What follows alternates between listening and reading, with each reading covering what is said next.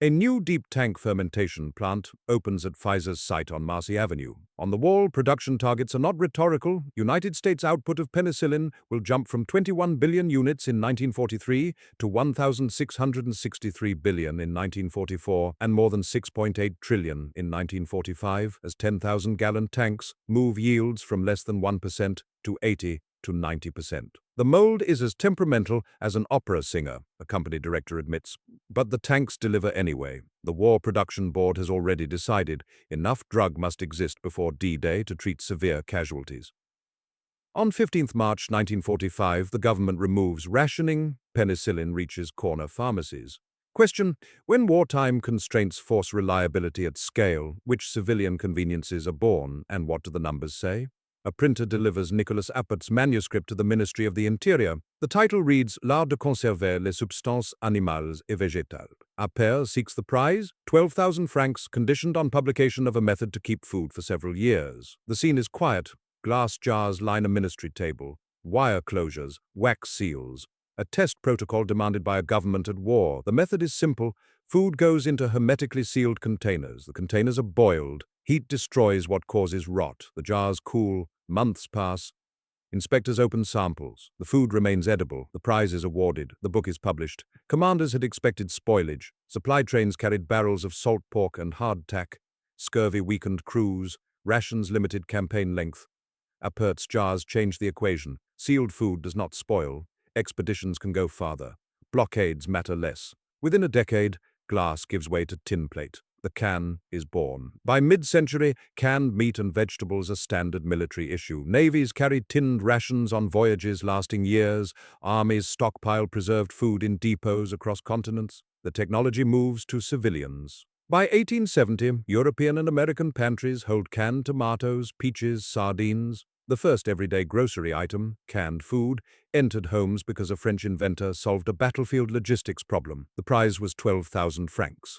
The result was an industry. Appert died in poverty. His method lived on. The hermetic seal and the boiling water bath became the foundation of industrial food preservation. The blockade that inspired the prize ended. The cans remained. On an army medical officer's desk sits a procurement note.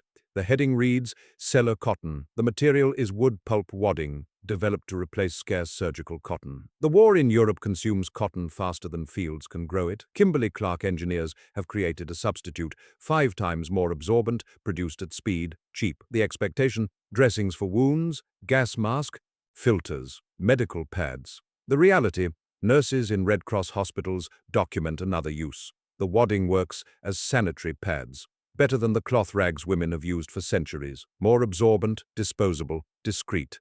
The war ends. Warehouses hold surplus cellucotton. Kimberly-Clark buys back military stock. Ernst Mahler, a company executive, recognizes the market. In 1920, Kotex launches the first mass-produced sanitary pad. The first magazine advertisements appear within months. By 1921, Kotex is sold nationwide. The transition is fast.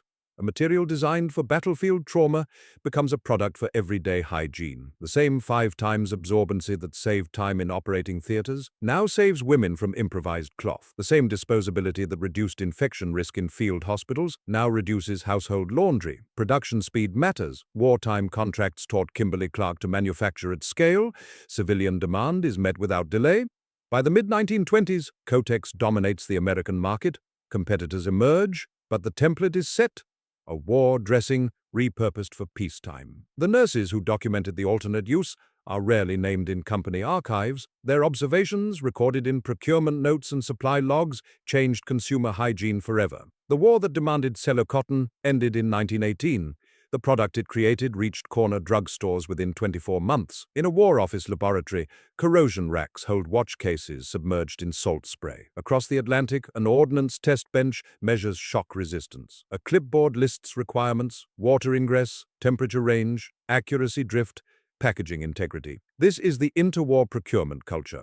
No item enters supply without passing standardized performance metrics. The expectation, ad hoc purchasing, as in prior wars. The reality, formalized specifications, mean time between failure, drop tests from 6 feet, immersion for 30 minutes, luminous dial legibility, At 20 paces in darkness, every category, timekeeping, optics, packaging, fuels, textiles, receives a specification sheet. Air Ministry committees draft requirements for pilot sunglasses. The lenses must reduce glare without distorting color, frames must not fog, weight must not fatigue during 8-hour missions. The result? Standardized eyewear that survives the war and becomes consumer fashion. War Office boards specify field watches, later known as the A11 series. These timepieces must stop the second hand for synchronization. Movements must tolerate dust, moisture, shock. Accuracy must remain within 30 seconds per day. Manufacturers submit samples. Failures are rejected. Contracts go to producers who meet every line of the spec. The culture of standardization becomes a pipeline. After demobilization, the same specification logic selects products for civilian shelves. A watch tested to War Office standards becomes a department store model. Sunglasses proven at altitude become driver's eyewear. Fuel cans, textile weaves, packaging materials all carry the imprint of military test methodology. The 1930s are quiet years, budgets are small, but the paperwork accumulates. Specification sheets, test protocols, failure analysis reports. When the next war begins, the system is ready. Procurement officers do not start from scratch. They open filing cabinets and pull pre-existing standards. The logic is simple: reliability at scale. The outcome? A generation of civilian goods born in test rigs. A National Research Laboratory memo sits on a Peoria desk. The subject: corn steeped liquor. The discovery? This waste product from cornstarch production contains nutrients that feed penicillium mold. Yields jump. A second breakthrough follows: submerged fermentation, growing mold in deep tanks with oxygen pumped through, multiplies output again. The expectation?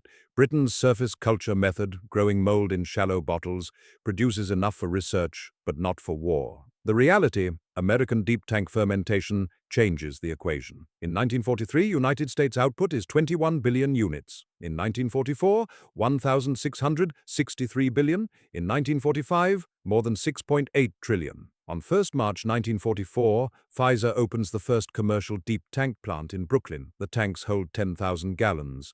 Temperature and pH are controlled, oxygen bubbles through continuously, the mold grows fast, extraction and freeze-drying preserve the drug for shipment. The War Production Board sets a target: 2.3 million doses ready before D-Day.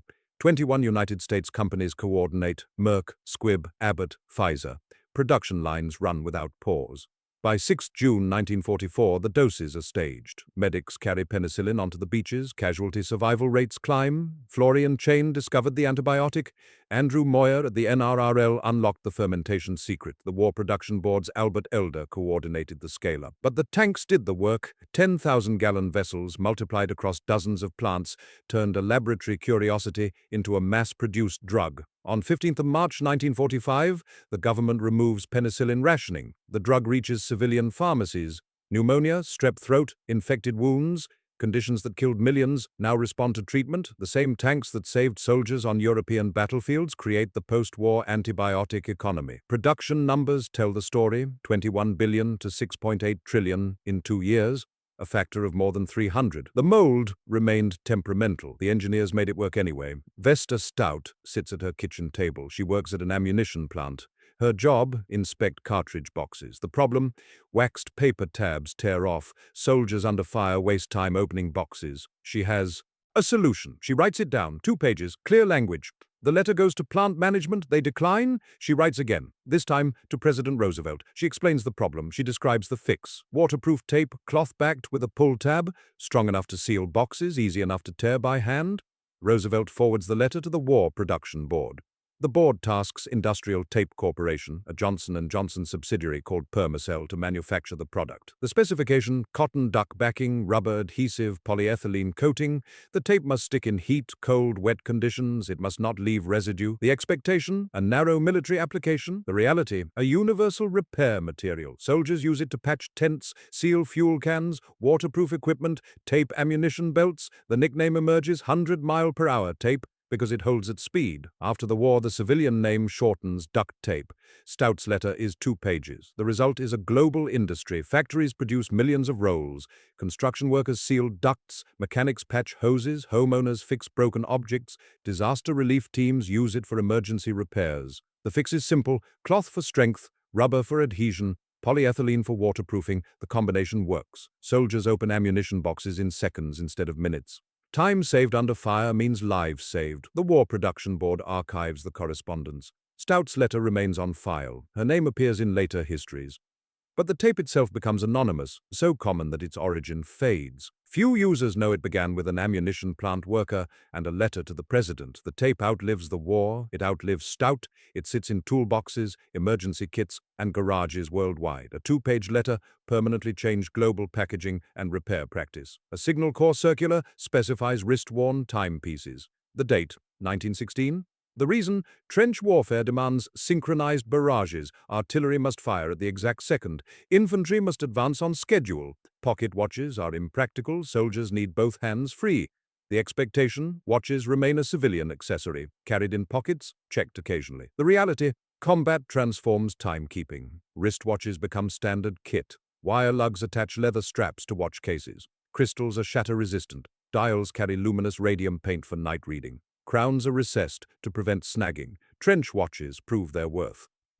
Scouts synchronize movements. NCOs coordinate assaults. Barrage schedules run to the second. The habit spreads. By war's end, men's wristwatches are normalized.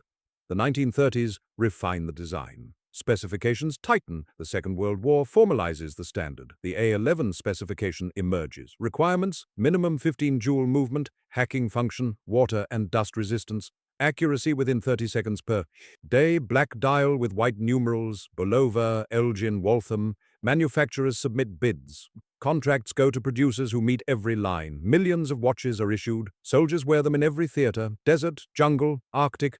Time discipline applies everywhere. The synchronization requirement drives the wristwatch's adoption. Artillery does not wait. If the barrage lifts at 0700, the infantry must move at 0700. A delay of 1 minute costs lives. Accurate timekeeping becomes survival. After the war, soldiers keep the habit. Wristwatches remain on civilian wrists. The market expands. Department stores sell models based on military specs. The A11 design influences commercial watches for decades. The transformation is complete. Before 1914, wristwatches are niche. After 1945, they are standard. The change is not fashion, it is function. Combat operations required precise time coordination. The wristwatch delivered it. Timekeeping migrated to the wrist because artillery did not wait. The habit, born in trenches and training fields, became a post-war norm. The watch on your wrist descends from a Signal Corps specification written in 1916. Patent records show Laszlo and Georgi Biró filing an application in Argentina. The invention? A pen with a rolling ball bearing and viscous ink. The ball rotates in a socket, picking up ink from a reservoir, transferring it to paper. No nib, no leak. The expectation? Fountain pens remain standard writing instruments. The reality? Fountain pens fail at altitude. In unpressurized cockpits, air pressure drops, ink leaks, pens become unusable. RAF pilots report the problem. Supply officers search for alternatives. Henry Martin, a British intermediary, presents the biro design to the Air Ministry. Tests begin. The ballpoint works. Ink viscosity prevents leaking. The rolling ball distributes ink evenly. Pilots can write on clipboards, navigation charts, knee pads, surfaces where fountain pens smudge or skip. The RAF places orders. Biró pens enter service. Aviators use them throughout the war. The design proves reliable. No maintenance, no refilling mid-flight, no ink stains on maps. After the war, the patent expires in some jurisdictions. Manufacturers copy the design. Marcel Biche in France refines the mechanism, lowers the price, and launches the Bic Cristal in 1950. The ballpoint pen becomes ubiquitous. The transition is rapid. In 1945, ballpoints are rare military equipment. By 1960, they dominate the consumer market. Schools, offices, homes, ballpoints replace fountain pens everywhere. The reason? Reliability. The same reliability that worked at altitude works at sea level. The Biró brothers received little profit. Patent disputes, licensing conflicts, and competition eroded their returns. But their inventions spread. Billions of ballpoint pens are manufactured annually. The core design, viscous ink, rolling ball, gravity feed, remains unchanged. A pen designed for thin air wrote the post-war world's forms. Cockpit ergonomics became office default technology. The RAF's need for altitude-stable writing tools created the most common pen on Earth. Laszlo Biró died in 1985. His pen outlived him. It sits in desk drawers, pockets, and pen holders worldwide. The altitude problem it solved is forgotten. The pen remains. Raytheon files a United States patent for microwave cooking. The engineer, Percy Spencer. The technology, cavity magnetron. a vacuum tube refined for radar during the war. The discovery, microwave energy heats food. The story includes a melted candy bar. Spencer stands near a running magnetron. The chocolate in his pocket melts. He tests popcorn kernels. They pop. He tries an egg. It explodes. Internal notes record the observations. The conclusion, controlled microwave energy can cook. The expectation, magnetrons are for detection. Radar systems use them to generate high-frequency waves, bouncing signals off aircraft, ships, submarines. The reality, the same waves that detect objects at range can excite water molecules in food, generating heat. Raytheon engineers design a cooking appliance. The first model, the radar range, debuts in 1947. Specifications, approximately 6 feet tall, 750 pounds, water-cooled, $5,000. The market, commercial kitchens, restaurants, ocean liners, home use is decades away. The technology improves slowly. Size decreases, cost drops. By the 1960s, countertop models appear. By the 1970s, prices fall below $200. By the 1980s, more than half of United States homes own microwave ovens. By 2000, penetration exceeds 90%. The adoption curve spans decades, but the origin is singular, a radar tube repurposed for heating. The magnetron that tracked enemy aircraft in 1943 becomes the appliance that reheats leftovers in 1993. Spencer received recognition, Raytheon awarded him bonuses, industry groups gave him medals, but he remained an engineer, not a businessman. He died in 1970. The microwave oven's diffusion continued without him. The numbers are stark. Wartime magnetron production, thousands of units for radar. Post-war microwave oven production, hundreds of millions. A detection technology becomes a heating appliance. A military sensor becomes the fastest kitchen tool in history. The patent filed on 8 October 1945 describes the method. The radar range that hit the market in 1947 demonstrates it. The 90% adoption rate proves it. Radar's byproduct reshaped how the world cooks. A war production board priority list halts nylon stocking production. The date, early 1942. The reason, war demand. DuPont's nylon output is reassigned. Parachutes, ropes, netting, tire cord, military. Applications consume all available polymer. The expectation, quick restocking after temporary shortages. The reality, allocation stretches through 1945. Civilian markets receive no nylon for the duration. Women improvise. Leg makeup simulates stockings. Drawn seams mimic backlines. Silk and rayon substitutes sell out. The military need is absolute. Paratroopers depend on nylon canopies. Tow ropes must not break. Netting must withstand jungle moisture, tire cord must hold under heavy loads. DuPont engineers refine the polymer for each application. Strength, elasticity, moisture resistance, every property is optimized, production scales rapidly. Pre-war nylon output measured in thousands of pounds. Wartime output reaches millions, factories run continuously, quality control is strict. A single defective parachute means a dead paratrooper. Testing is exhaustive. Victory in Europe, victory in Japan, nylon allocations end. DuPont announces the return of nylon stockings. The date is set. Women queue outside stores. Some wait overnight. When doors open, the rush begins. The term emerges, nylon riots. Shelves empty within hours. Production cannot meet demand. The transition takes months. By mid-1946, supply stabilizes. Nylon stockings return to normalcy, but the polymer's applications have multiplied. Wartime R&D created variants for different uses. Post-war markets absorbed them all. Clothing, upholstery, industrial belting, fishing line. The fiber that kept paratroopers alive became a defining post-war material. The aeromobility advantage nylon provided in war, rapid deployment behind enemy lines, accelerated polymer science. The post-war consumer textile industry built on that foundation. The numbers are clear. Wartime nylon allocation, 100% military. Post-war allocation, predominantly civilian.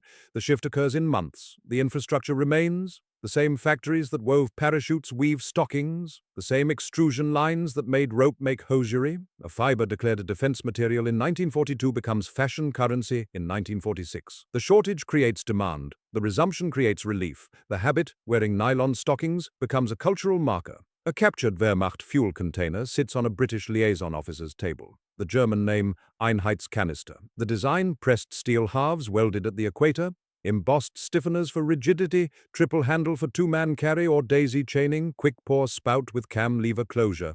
Capacity, 20 liters. The expectation, Allied fuel cans are adequate. The reality, pre-war British and American designs leak, split under stress, lack handles, and require tools to open. Fuel losses are significant. Logistics officers note the problem. The German can is superior. The triple handle allows one soldier to carry one can or two soldiers to carry two cans simultaneously. The embossed sides prevent buckling. The welded seam rarely fails. The spout opens without tools and pours without spilling. British engineers reverse engineer the design. The Ministry of Supply authorizes production. The name shifts. Jerrycan, jerry being British slang for German soldiers. American forces adopt the design next. By mid-1942, production begins. Output reaches staggering levels, more than 50 million British patent jerrycans manufactured between mid-1942 and 1945. The impact is logistical. Fuel reaches forward units faster. Breakage drops. Handling time decreases. Armored divisions exploit mobility. The jerrycan enables the rapid advance that defines the European endgame. Without reliable fuel distribution at the company level, tanks stall. After the war, militaries worldwide retain the design. Civilian versions appear. Garages, farms, boats, off-road vehicles, jerrycans become universal. The geometry remains unchanged: 20 liters, 3 handles, embossed stiffeners, cam lever closure. The design is so effective that it requires no improvement. Decades pass. The jerrycan remains standard. NATO forces use it. Humanitarian organizations use it. Expeditions use it. The container designed by Wehrmacht engineers in the 1930s serves in the 21st century. The most important container of the war is still in your shed. The German innovation, copied by the Allies, outlasted the regime that created it. The fuel that powered Allied armored exploitation flowed through containers reverse-engineered from enemy equipment. A liaison officer's observation, "This works better," becomes a production order for 50 million units.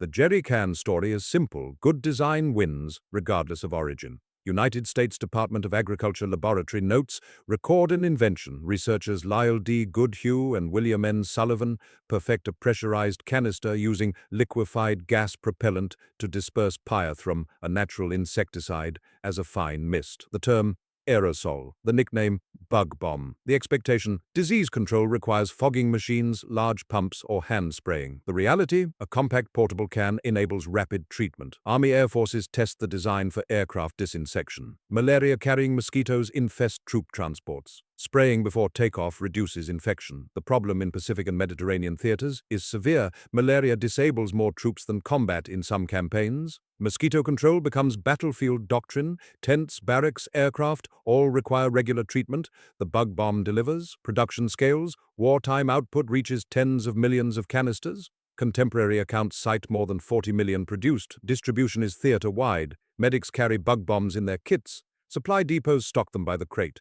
The technology is straightforward. A steel can holds insecticide and propellant. A valve releases the mixture under pressure. The propellant evaporates. The insecticide remains airborne. A single canister treats a large space in seconds. The patent is filed in 1943. Military applications drive initial demand. After the war, civilian uses multiply. Insect spray, paint, deodorant, whipped cream, hairspray.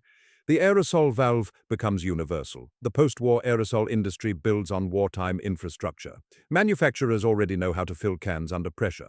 Quality control is established. Distribution networks exist. The transition to consumer products is seamless. The numbers matter. Wartime bug bomb production, tens of millions. Post-war aerosol can production, billions annually. The vector control tool becomes a household convenience. The can under your sink, whether insect spray, cooking oil, or air freshener, descends from a USDA laboratory invention tested in jungle warfare. Goodhue and Sullivan received recognition. USDA press releases credited them. Industry publications noted their contribution. But the aerosol can itself became ubiquitous, its origin forgotten. The bug bomb that saved troops from malaria created the post-war spray can economy. A pressurized canister designed to kill disease-carrying mosquitoes in aircraft and tents now dispenses consumer products worldwide. The household spray can is a wartime vector control device in civilian disguise.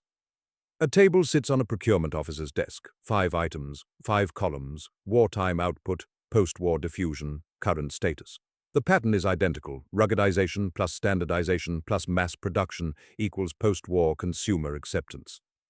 Penicillin, 21 billion units in 1943, 1,663 billion in 1944, more than 6.8 trillion in 1945. March 1945, government removes rationing, corner pharmacies stock it within weeks. By 2000, antibiotics are first-line treatment worldwide. Duct tape, War Production Board authorization, February 1943. Industrial Tape Corporation production begins immediately. Wartime ordnance use is universal, ammunition boxes, equipment repair, waterproofing. Post-war, the tape enters construction, automotive, and household markets. Global production, hundreds of millions of rolls annually. Microwave oven, patent filed 8 October 1945. Radar range commercial debut, 1947. Price drops from $5,000 to under $200 by the 1970s. Household penetration exceeds 90% by 2000. Magnetron production shifts from radar to cooking. Nylon, material reallocated to parachutes, ropes, netting, tire cord during the war. Civilian stocking production halts 1942, resumes 1945. Post-war demand creates shortages. By 1950, nylon dominates hosiery, apparel, and industrial textile markets. Aerosols, patent lineage, traced to 1943 bug bomb, wartime. Production exceeds 40 million canisters. Post-war applications multiply, insect spray, paint, personal care, food products. By 1970, aerosol cans number in the billions annually. Propellants change, Freon replaced by hydrocarbons and compressed gases. But the valve mechanism remains. The common denominator is clear. Wartime design solves for reliability at scale. No product enters supply without passing extreme tests: shock, temperature, moisture, rough handling. Specifications demand performance under worst-case conditions. Post-war, those same qualities ensure consumer acceptance. A production graph explains why these goods survived demobilization. The infrastructure built to supply millions of troops transitions seamlessly to supplying millions of civilians. Factories retool, supply chains redirect. The output continues. The numbers do not lie. Penicillin output increases 300-fold in 2 years. Jerrycan production exceeds 50 million units. Synthetic rubber scales from 231 tons to 70,000 tons per month. The wartime ramp-up proves mass production capability. The post-war economy absorbs it. Launch control logs record the event. February 1978. The first Block Y Navstar GPS satellite reaches orbit. The system is designed for targeting and navigation. Precision weapons require precise coordinates. The satellite broadcasts timing signals. Ground stations track it. User equipment calculates position. The expectation, military exclusivity. The reality, civilian applications emerge. Surveying, aviation, maritime navigation. The signal is free.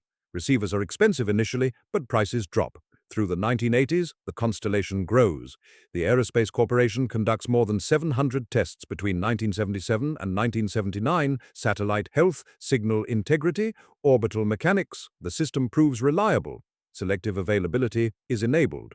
The United States government deliberately degrades civilian signal accuracy to approximately 100 meters. The reason? Deny precision to adversaries. The effect? Limits civilian use. On 1 May 2000, the policy changes. President Clinton orders selective availability turned off. A few minutes past midnight Eastern Daylight Time, the degradation ends. Civilian accuracy improves to approximately 20 meters. The impact is immediate. GPS receivers shrink. Costs fall, applications multiply, cars, phones, tractors, delivery trucks. GPS becomes infrastructure. Agriculture uses it for precision planting. Logistics uses it for fleet tracking. Emergency services use it for dispatch. Hikers use it for trail navigation. The transformation is complete. A targeting system designed for weapons becomes the coordination layer for global commerce. The 24-satellite constellation, maintained by the United States Air Force, provides free timing and position data to billions of devices. The numbers are stark. 1978, 1 satellite, military only. 2000, full constellation, civilian accuracy enabled. 2025, GPS supports trillions of dollars in economic activity. The removal of selective availability unlocked a step change in civilian positional accuracy. Completing the arc from military need to daily life, the battlefield targeting grid became a global utility. The Cold War system outlasted the Cold War. The coordinates that once guided munitions now guide ambulances, taxis, and morning runs. The Aerospace Corporation's test teams validated the technology. The Air Force launched and maintained the satellites. The President's order opened the signal. The result, a navigation system more ubiquitous than maps. A launch log from February 1978 and a presidential directive from May 2000 bracket the transition, military to civilian, restricted to open, meters to centimeters. The GPS on your phone descends from a targeting requirement written in the 1970s. Wartime procurement solved for reliability at scale. The numbers show why many civilian conveniences are, in origin, military answers to non-negotiable constraints, from Appert's sealed jars in 1810 to GPS signals in 2000. The pattern holds. Battlefield logistics, medical necessity, operational requirements, these drive technologies that later define peacetime life. The procurement officer's table tells the story. Penicillin, 21 billion units to 6.8 trillion. Jerrycans, 50 million, produced in 3 years. Synthetic rubber, from 231 tons annually to 70,000 tons monthly. Duct tape, a 2-page letter becomes a billion-roll industry. Microwave ovens, radar tubes in 90% of homes. Nylon, parachute fabric becomes fashion staple. Aerosols, bug bombs become spray cans. GPS, weapon guidance becomes navigation for all. The common thread is standardization under pressure. Military specifications demand performance in extreme conditions: shock, temperature, moisture, time. When a product passes those tests, civilian adoption follows naturally. The test rig proves durability. The production line proves scalability. The post-war market proves demand. Howard Florey reflected in 1949 that too high a tribute cannot be paid to the United States firms that scaled penicillin. The observation applies broadly. The industrial capacity mobilized for war, deep tank fermentation, polymer extrusion, precision machining, mass packaging, did not disappear at Armistice. It redirected. The timeline spans centuries. Canning in 1810, wristwatches in 1916. Penicillin in 1944, GPS in 2000. Each technology answers a military constraint. Each becomes civilian infrastructure. The lag between battlefield and breakfast table shortens over time, but the mechanism remains constant. These are not stories of serendipity. They are stories of engineering under constraint. When failure costs lives, design becomes rigorous. When demand is absolute, production scales. When specifications are strict, quality follows. The civilian economy inherits these standards. The artifacts remain: a tin can, a roll of tape, a ballpoint pen, a microwave oven, a GPS chip.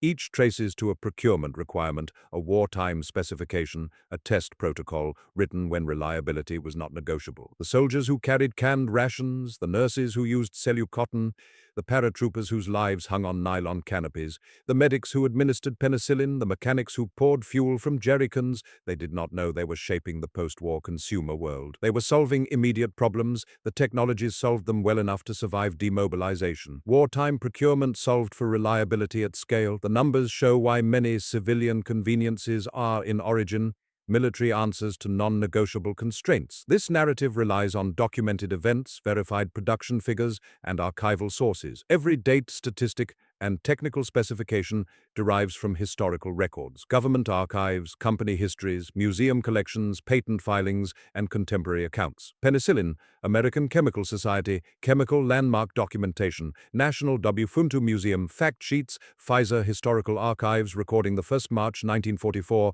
Brooklyn plant opening and unit production figures: 21 billion, 1,663 billion, 6.8 trillion units. Canning, Encyclopedia Britannica, entries on Nicholas Appert, documentation of the 12,000 franc prize, and 1810 publication of L'Art de Conserver, Cellucotton, Charch and Cotex, Smithsonian Magazine articles, and National Museum of American History collection notes documenting wartime substitution and post-war consumer launch, 1920 to 1921.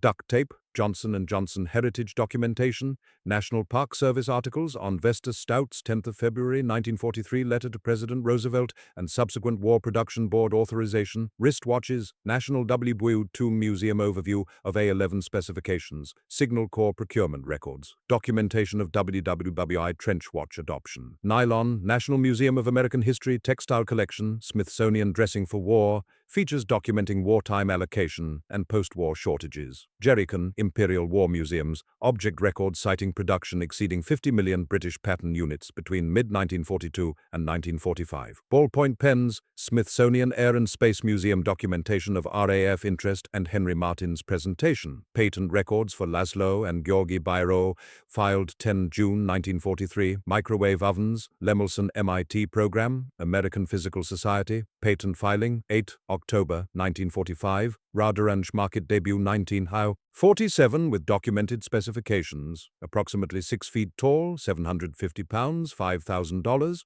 Aerosol bug bombs, United States Department of Agriculture, Agricultural Research Service magazine articles, PubMed indexed military medicine papers documenting Goodhue and Sullivan's 1943 patent and wartime production exceeding 40 million units. Synthetic rubber, American Chemical Society documentation of government rubber styrene GRS program scaling from 231 tons, 1941, to 70,000 tons per month, 1945.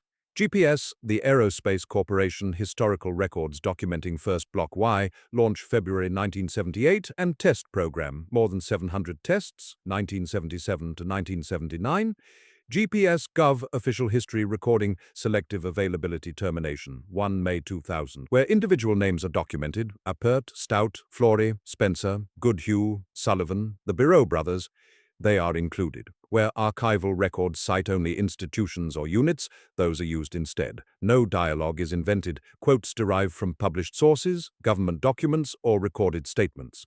Technical specifications, fermentation tank capacity, can dimensions, watch accuracy requirements, patent dates, are verified against primary or authoritative secondary sources. Production figures rely on government statistics, industry records, or museum-curated data. This methodology ensures historical accuracy. The narrative presents what is documented. Where gaps exist in the record, the text acknowledges them rather than filling them with conjecture. The result is a documentary account grounded in evidence.